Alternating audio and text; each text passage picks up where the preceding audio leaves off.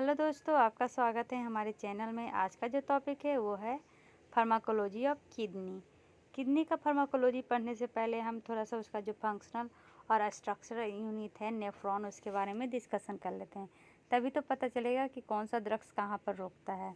आपको पता है इसका जो फंक्शनल यूनिट है उसको कहते हैं नेफ्रॉन। लगभग दोनों किडनी मिला के 250 मिलियन नेफ्रॉन प्रेजेंट होते हैं। ये जो यहाँ का स्ट्रक्चर है पहले वो एक्सप्लेन करती हूँ। इधर से हमारा अफरेंट आर्टरियोल आता है, ये बीच में कैपिलरीज बनाते हैं इस तरह से, और फिर इफरेंट चला जाता है। अब इसमें ऐसा क्या होता है खास, तो यहाँ पर हमारा बीच ये इस तरह से विसरल मेम्ब्रेन रहते हैं, जिसके द्वारा जो इसमें ये ग्लूकोज, फ्रुक्टोज, इलेक्ट्रोलाइट हैं सब इस तरह से फिल्टर होते हैं, और जो टॉक्सिक पदार्थ है वो भी सब इस तरह से फिल्टर होता है। ठीक है, और ये यहाँ पर एक कैप्सूल होते हैं जिसको हम मोमेंस कैप्सूल कहते हैं। ये जो यहाँ पर ये लाइनिंग है इसको हम क्या कहते हैं, इसको हम एपिथेलियम, विसरल एपिथेलियम कहते हैं, और इस लाइनिंग को क्या कहते हैं, पैराइटल एपिथेलियम कहते हैं। ठीक है, तो ये स्ट्रक्चर समझ में आ गया। उसके बाद क्या होता है, यहाँ से ट्यूब्यूल्स इस तरह से निकलते हैं जिसको हम प्रॉक्सिमल ट्यूब्यूल्स कहते हैं। फिर ये नीचे की ओर जाता है तो इसको डिसेंडिंग लिम्ब, फिर ऊपर की ओर जाता है इसको ascending limb. Ascending limb thin भी होता है और थिक भी होता है। फिर ये इस तरह से फिर से ये डीसीटी हो जाता है, डिजिटल कलेक्टिंग ट्यूब्यूल्स, और फिर ये लास्ट में कलेक्टिंग ट्यूब्यूल्स के थ्रू बाहर निकल जाता है। ठीक है, इस तरह से इसका स्ट्रक्चर मेनली चलता है। अब ये जो असेंडिंग लिम्ब और डिसेंडिंग लिम्ब है ना, इसको हम लूप ऑफ हेनले कहते हैं। ठीक है, तो ये जो रीनल कॉर्पस्कल्स है इसका क्या काम है, इसका प्रोडक्शन ऑफ फिल्ट्रेट, ये फिल्ट्रेशन का काम करता है। ठीक है, दूसरा हमने क्या पढ़ाया था, पीसीटी, प्रॉक्सिमल कन्वोलेटेड ट्यूब्यूल्स। ये रीअब्जॉर्प्शन करता है वाटर का, आयंस का और ऑर्गेनिक न्यूट्रिएंट का, जैसे कि ग्लूकोज 100% रीअब्जॉर्प्शन होता है, अमाइनो एसिड 100% रीअब्जॉर्प्शन होता है। ठीक है, उसके बाद ये जो ये डिसेंडिंग लिम्ब है ये परमिएबल होता है H2O के लिए। असेंडिंग लिम्ब किसके लिए परमिएबल होता है, तो इलेक्ट्रोलाइट के लिए। ठीक है, तो यहाँ पर क्या लिखा हुआ है, loop of Henle further reabsorb water descending limb और both sodium and chloride by ascending limb. देखिए यहाँ पे जो ये जो एरो दिया हुआ है, जैसे कि ब्लू एरो है तो ये वाटर निकल रहा है, येलो एरो है तो सॉल्यूट निकल रहा है, ग्रीन है मतलब कि फिल्ट्रेशन हो रहा है, और इस तरह के मतलब कि एक्स्ट्रा चीज़ भी रीअब्जॉर्ब और सेक्रिएशन हो रहे हैं। ठीक है, यहाँ तक समझने में कोई भी प्रॉब्लम नहीं है। अब देखिए डिजिटल कन्वोलेटेड ट्यूब्यूल्स में क्या होता है, यहाँ पर ही एक ADH प्रेजेंट रहता है। याद रखिएगा ADH का इफेक्ट ये DCT पे ही होता है। ये सेक्रिएट करता है आयंस, एसिड, ड्रग और टॉक्सिन्स। आयंस में H+ जो हार्मफुल रहता है वो सब, वेरिएबल रीअब्जॉर्प्शन ऑफ वाटर होता है, सोडियम होता है, कैल्शियम होता है, अंडर हार्मोनल कंट्रोल। वो हार्मोन कौन सा है, ADH। Collecting tubules, collecting tubules कहाँ पर है, तो ये हमारा कलेक्टिंग ट्यूब्यूल्स है। इसमें रीअब्जॉर्प्शन होता है वाटर का, रीअब्जॉर्प्शन और सिक्रेशन होता है सोडियम, पोटेशियम, हाइड्रोजन और बाइकार्बोनेट का। ये लास्ट में पेपिलरी डक्ट जिसके थ्रू ये माइनर कैलिक्स, मेजर कैलिक्स, उसके बाद रीनल पेपिलरी, और फिर ये यूरेटर से होते हुए यूरिनरी ब्लेडर, और यूरिनरी ब्लेडर से ये फिर बाहर निकल जाता है यूरिन के फॉर्म में। ठीक है, यहाँ तक समझने में कोई भी प्रॉब्लम नहीं है। अब देखिए आते हैं इसके ये फार्माकोलॉजी में। तो सबसे पहले हम यूज करते हैं डाययूरेटिक। क्या यूज करते हैं, डाययूरेटिक। डाययूरेटिक मतलब क्या होता है, loss of sodium and water in urine. जैसे हमारे शरीर में सोडियम ज़्यादा हो गया है, जहाँ हाइपरटेंशन हो रहा है, तो हम क्या देते हैं उसको, डाययूरेटिक देते हैं ताकि वो बाहर निकल जाए सोडियम वाटर के थ्रू। लेकिन हमें सिर्फ वाटर निकालना रहेगा तो हम कौन सा देंगे, एक्वा डाययूरेटिक। ठीक है, ये बहुत तरह के होते हैं, ये साइट ऑफ एक्शन पे बेस्ड होता है। पहला होता है ऑस्मोटिक डायरेटिक। क्या होता है? Osmotic diuretic. जो कहाँ पे काम करता है उसका एग्जाम्पल देख लीजिए। देखिए यहाँ पे लिखा हुआ है ना ऑस्मेटिक, तो ये इसको कहते हैं मैनीतोल, इसका एग्जाम्पल है। तो ये कहाँ कहाँ पे काम कर रहा है तो पिक्चर से ही पता चल जाएगा। हमारा पीसीटी पे अफेक्ट कर रहा है और ये हमारा डिसेंडिंग लूप ऑफ हेनले पे काम कर रहा है। और भी कहीं काम कर रहा है? नहीं। हाँ, यहाँ पे देखिए एक और जगह काम कर रहा है, यहाँ पर।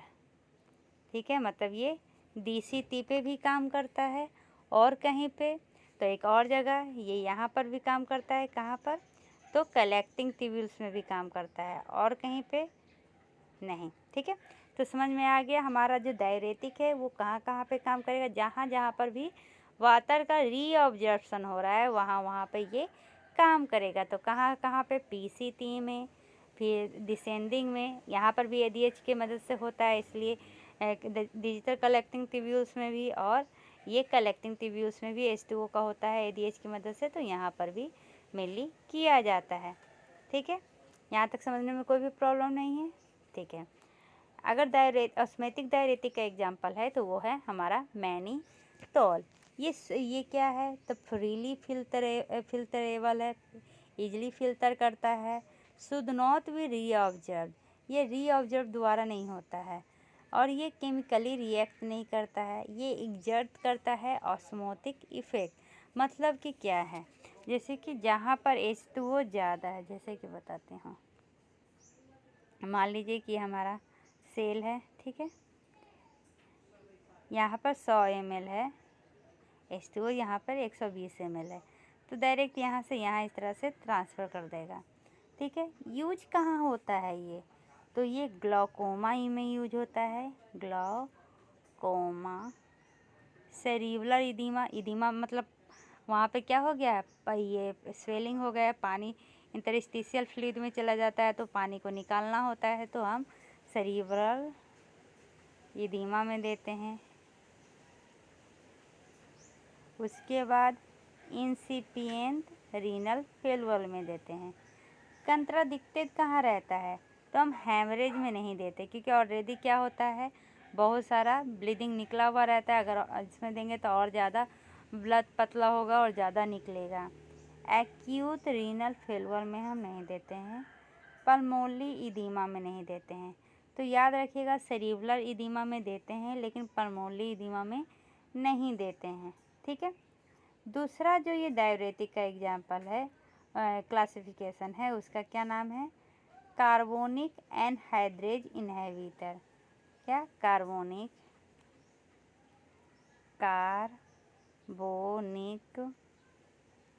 Anhydrase inhibitor.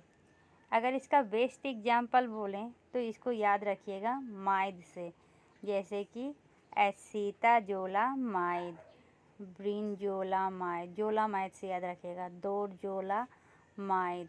ठीक है, तो इसमें क्या होता है ना, ये एक्ट करता है हमारा प्रॉक्सिमल ट्यूब्यूल्स पे, इनहिबिट करता है कार्बोनिक एनहाइड्रेज का, जिसके कारण लॉस होता है सोडियम और वाटर का यूरिन में। सोडियम अगर ये घटेगा तो हम क्या करते हैं? डायूरेसिस देते हैं। तो क्या कहेंगे? डायूरेसिस कहेंगे। अगर बाइकार्बोनेट कम रहा है तो क्या कहेंगे? यूरिनरी अल्कलोसिस हो रहा है, मतलब कि मेटाबॉलिक एसिडोसिस इसके कारण होता है। ठीक है, वाटर का लॉस हो रहा है तो डायूरेसिस, और बाइकार्बोनेट का लॉस हो रहा है तो यूरिनरी अल्कलोसिस या मेटाबॉलिक एसिडोसिस। इसमें सेल्फ लिमिटिंग एक्शन होता है। ये आई ड्रॉप की तरह भी यूज होता है। आई ड्रॉप कहाँ कौन कौन सा? तो ब्रिंजोलामाइड और दोरजोलामाइड क्या होता है? आई ड्रॉप की तरह यूज होता है। एसीटाजोलामाइड को हम ओरली या इंजेक्टेबल फॉर्म में भी दे सकते हैं। अब इसका यूज कौन कौन बीमारी में होता है? तब ग्लाकोमा में, लेकिन कौन सा ग्लाकोमा? एंगल क्लोजर ग्लाकोमा में। अल्कलाइजेशन ऑफ यूरिन करने में, यूरिन को अल्कलाइजेशन करने में, क्योंकि ये क्या करता है? HCO3 को निकालता है। ठीक है, माउंटेन सिकनेस में ये ड्रग ऑफ चॉइस है। जहाँ पर ड्रग ऑफ चॉइस होता है उसको तो आप परफेक्टली याद रखिए। कौन सी बीमारी में ड्रग ऑफ चॉइस है? माउंटेन सिकनेस में, ठीक है। उसके बाद ये एपिलेप्सी में भी यूज होता है। एडवर्स इफेक्ट क्या है? तो ये मेटाबॉलिक एसिडोसिस क्रिएट करता है, ठीक है। उसके बाद हाइपोकैलेमिया, क्योंकि इसमें क्या होते हैं बहुत सारे ये पोटेशियम बाहर निकल जाते हैं। पैरेस्थेसिया और रीनल स्टोन इसके कारण होता है, ठीक है। तो मतलब कि ये क्या करेगा, बाइकार्बोनेट को बाहर निकालता है जिसके कारण मेटाबॉलिक एसिडोसिस होती है, ठीक है। तीसरा loop of Henley. Loop of Henley कहाँ पे इफेक्ट करता है? तो ये इफेक्ट करता है असेंडिंग लीप ऑफ हेनले। ये जो असेंडिंग थिक पाथ है ना, इस पे ये मेनली अफेक्ट करता है। तो इसका एग्जाम्पल में क्या होगा? फुरोसिमाइड, टॉर्सिमाइड, बुमीथिनाइड। ये इनहेबिट करता है सोडियम पोटेशियम क्लोराइड सिम्पोटर को, ठीक है। इसको हाई सीलिंग डाययूरेटिक भी कहते हैं। ये 20 से 25% सोडियम को रीऑब्जर्व करता है असेंडिंग लूप ऑफ हेनले से। इसका यूज कहाँ होता है? तो इदीमा में, हाइपरटेंसिव इमरजेंसी में, उसके बाद ब्रोमाइड और आयोडाइड पॉइजनिंग में और हाइपर कैल्सीमिया में, ठीक है। अगला है थियाजिड। थियाजिड एक्ट करता है डिजिटल ट्यूब्यूल्स में। यहाँ पे देखिए थियाजिड एक्ट हो रहा है कहाँ पे? यहाँ पे देखें, ठीक है। ये क्या करता है? तो ये इनहिबिट करता है सोडियम क्लोराइड सिम्पोटर को। इसका एग्जाम्पल क्या है? तो इसका बेस्ट एग्जाम्पल है मिथियाजिड, पोलीथियाजिड, क्लोरथियाजिड, इंदापामाइड और जीपामाइड। ये थियाजिड लाइक डायरेटिक है। इसमें सोडियम पोटेशियम मैग्नीशियम और हाइड्रोजन कम होता है, ग्लूकोज यूरिक एसिड और लिपिड बढ़ता है। लूप में क्या क्या लॉसेज होते हैं? कैल्शियम, जिसके कारण कैल्शियम भी कम होगा, ठीक है। और ये यूज होता है हाइपर कैल्सीमिया में। थियाजिड क्या करता है? तो कैल्शियम को बढ़ाता है, इसलिए इसका यूज होता है ऑस्टियोपोरोसिस में। तो ये याद रखिएगा, जो लूप वाला था ये वाला, ये यूज होता है हाइपर कैल्सीमिया में और ये यूज होता है ऑस्टियोपोरोसिस में। तो अगर हम सिंपल वर्ड में कहें तो थियाजिड क्या करता है? ब्लड में कैल्शियम बढ़ाता है और लूप ऑफ हेनले ब्लड में कैल्शियम घटाता है, ठीक है। अब थियाजिड का यूजेस क्या कहाँ है? तो ड्रग ऑफ चॉइस ये होता है हाइपरटेंशन में। उसके बाद इदीमा में यूज होता है, रिकरेंट रीनल कैल्शियम स्टोन में, ब्रोमाइड या आयोडाइड पॉइजनिंग में, ऑस्टियोपोरोसिस में और डायबिटिक इंसिडिपिडस में यूज होता है, ठीक है। अब ये डायबिटिक इंसिडिपस में क्या होता है? तो ये एडीएच रिटेन ओनली वाटर। आपको पता है इसमें क्या होता है? तो ये दो तरह का होता है, सेंट्रल और नेफ्रोजेनिक। सेंट्रल का कॉज क्या होता है? एडीएच कम हो जाते हैं, जिसमें हम देते हैं डेस्मोप्रेसिन। और नेफ्रोजेनिक में क्या होता है? रीनल कॉज होता है, इसलिए इसमें देते हैं थियाजिड, ठीक है। थियाजिड का मोड ऑफ एक्शन क्या होगा? तो यूरिन के एक्सक्रीशन को बढ़ा देगा, ठीक है, जिसके कारण प्लाज्मा ऑस्मोलरिटी बढ़ जाती है और उसके लिए कंपनसेटरी मैकेनिज्म में एडीएच बढ़ जाएगा और थ्रस्ट सेंटर स्टिमुलेट हो जाएगा, ठीक है। थियाजिड क्या करता है? कॉज करता है एक्सक्रीशन ऑफ कंसनट्रेटेड यूरिन, क्योंकि ऑस्मोलरिटी को घटा देता है जिसके कारण प्यास कम लगता है, जिसके कारण यूरिन फॉर्मेशन कम हो जाता है। अब पोटेशियम स्पेरिंग डायरेटिक ये कहाँ पे यूज होता है? तो कलेक्टिंग डक्ट में यूज होता है। कहाँ पे? कलेक्टिंग डक्ट में यूज होता है। ये क्या करता है? तो ये अल्डोस्टेरोन को कम करता है और दूसरा एपिथेलियम नंबर चैनल को देखता है। तो अल्डोस्टेरोन में इसका एग्जाम्पल हो जाएगा स्पाइरोनोलैक्टोन या इपिलिनोनॉन। एपिथेलियन सोडियम चैनल का हो जाएगा अमाइलोपेक्टिन राइद और ट्राइएम्फेटेरिन। ठीक है, देखिए यहाँ पे लिखा हुआ है। ठीक है, ये जो ड्रग है इसके कारण सोडियम और वाटर कमते हैं, पोटेशियम बढ़ता है, हाइड्रोजन बढ़ता है, तो ये डाययूरेसिस की तरह काम करता है, हाइपरकैलेमिया कॉज करता है, और मेटाबॉलिक एसिडोसिस। क्या? Metabolic acidosis. तो इसका ये अगर ड्रग का नाम याद रखना है तो ऐसे पेस्ट से याद रख सकते हैं, जैसे कि पेस्ट। पी से पोटेशियम स्पेयरिंग है, पोटेशियम को यूरिन में जाने से बचाता है। ए से अमाइलोराइड, एस से स्पाइरोलैक्टोन, इसके कारण गायनेकोमेस्टिया होता है। टी से ट्राइएम्फेटेरिन, ई से इपेलोरॉन, जिसके कारण गायनेकोमेस्टिया नहीं होता है। सभी जो डायरेटिक होते हैं वो वर्क करते हैं लिमिनल साइट पे, एक्सेप्ट अल्डोस्टेरोन एंटागोनिस्ट जो वर्क करता है बेसोलेटरल साइट पे। तो इसका यूजेस कहाँ कहाँ है? तक कौन सिंड्रोम में ये ड्रग ऑफ चॉइस है, और ड्रग ऑफ चॉइस में कौन सा है? तो अल्डोस्टेरोन एंटागोनिस्ट। इदीमा ऑफ चिरहेसिस, इसमें भी ड्रग ऑफ चॉइस है अल्डोस्टेरोन एंटागोनिस्ट। ये प्रिवेंट करता है हाइपोकैलेमिया से, CHF में हेल्प करता है, और रेजिस्टेंस हाइपरटेंशन में ये ड्रग ऑफ चॉइस है ये अल्डोस्टेरोन एंटागोनिस्ट। ठीक है, तो इस तरह से देखिए यूज होता है यहाँ। हाँ, ये मैंने नेट पर से लिया है पिक्चर्स, ताकि आपको इजीली समझ में आए। ठीक है, यहाँ पे देखिए क्या है। अब ये बैटल सिंड्रोम क्या होता है? ये Bartter syndrome rare inherited disease है जो मेनली डिफेक्ट आता है ठीक असेंडिंग लिम्फ में, और इसके कारण लो पोटेशियम लेवल होता है, इंक्रीज हो जाता है ब्लड का pH, जिसको अल्कलोसिस कहते हैं। उसके बाद इसमें normal to low blood pressure होता है। ये दो टाइप का होता है, नियोनेटल और क्लासिक। इसको अदर वर्ड में कहें तो ये renal tubular salt wasting disorder है, जिसमें किडनी है जो क्लोराइड को रीअब्जॉर्ब नहीं करता है।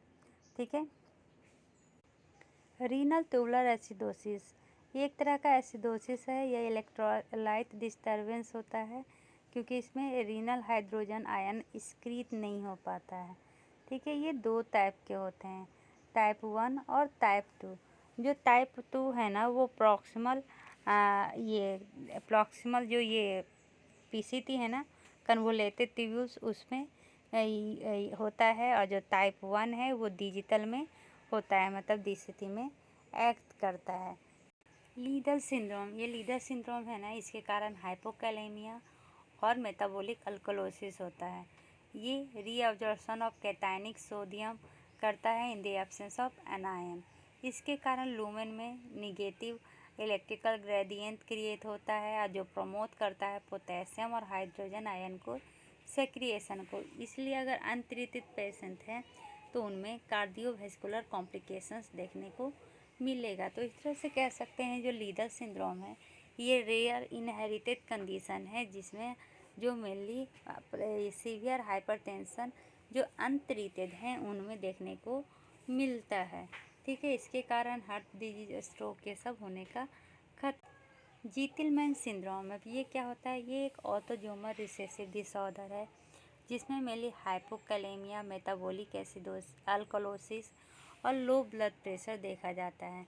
ऐसा होता क्यों है? तो ये किडनी फंक्शन डिसऑर्डर है जिसमें इम्बैलेंस हो जाता है चार्ज एटम, जिसमें कि हमारा पोटेशियम, मैग्नीशियम और कैल्शियम भी आता है।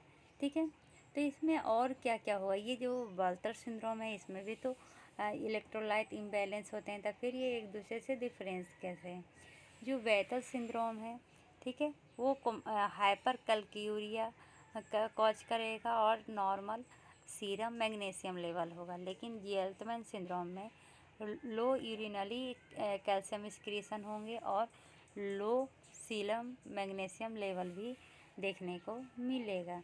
ठीक है।